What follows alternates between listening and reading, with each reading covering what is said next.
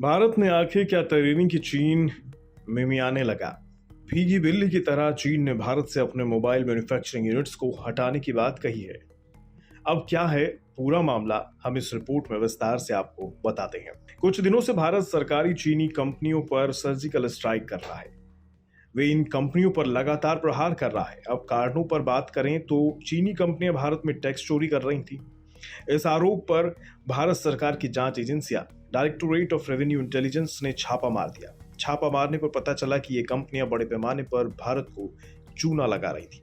कईयों पर भारी जुर्माना ठोका गया और कईयों की संपत्ति को अटैच कर लिया गया।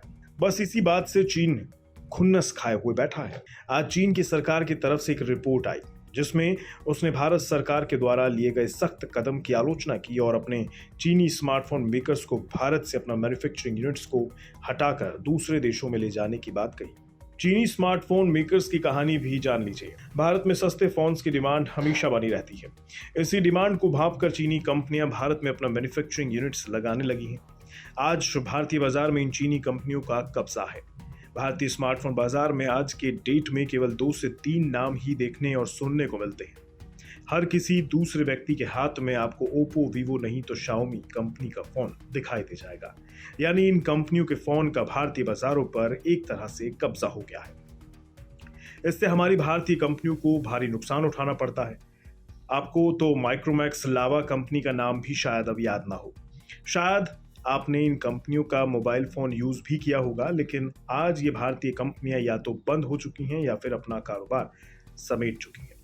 अब चीन की ये धमकी कितनी खोखली है, ये हम आपको समझाते हैं। भारत आज 135 करोड़ की आबादी वाला देश है। दुनिया के तमाम देश भारत को एक बड़े बाजार के रूप में देख रहे हैं। आप FIIs का डेटा देख लीजिए या FDI का देख लीजिए, सभी में भारत आगे है। ऐसे में चीन अपनी मैन्युफैक्चरिंग यूनिट्स को कभी भी भारत से नहीं हटाएगा। वो ये कभी नहीं चाहेगा कि चीनी कंपनियों का बोलबाला कम हो और दूसरी कंपनियां इसकी पोजीशन को टेक ओवर कर लें। इससे उनका भी भारी नुकसान होगा। जैसे ही मोबाइल फोन की बिक्री घटना शुरू होगी, उनकी कमाई भी गिरने लगेगी। तो अब भला कौन घाटे का सौदा करेगा? बता दें, सैमसंग जैसी कंपनियां चीनी कंपनियों को मात देने की फिराक में हमेशा रहती हैं और तो और चीनी कंपनियों के जाने से भारत की कंपनियां यानी लावा और माइक्रोमैक्स भी फिर से उठ खड़ी हो जाएगी। अब इस पूरे मामले से जुड़ा एक अफवाह भी बहुत वायरल हो रहा है। ऐसा कहा जा रहा है कि भारत सरकार ने 12,000 से कम कीमत वाले फोनों को बनाने के लिए विदेशी कंपनियों को मना कर दिया है। यानी ये चीनी और कोरिया की कंपनी अब सस्ते फोन भारत में नहीं बना पाएंगी। लेकिन कुछ ही दिनों के बाद सरकार ने इस खबर को बेबुनियाद बता दिया। सरकार का कहना है कि भारतीय बाजार सबों के लिए खुला है और कोई भी यहां आकर अपना कारोबार कर सकता है। सिर्फ और सिर्फ उसे भारतीय कानून को मानना होगा, जिससे कस्टमर्स को किसी भी तरह की हानि ना हो पाए। बता दें, भारत सरकार ने पहले ही 300 चीनी ऐप्स को कानून का पालन ना करने के कारण बैन कर दिया था।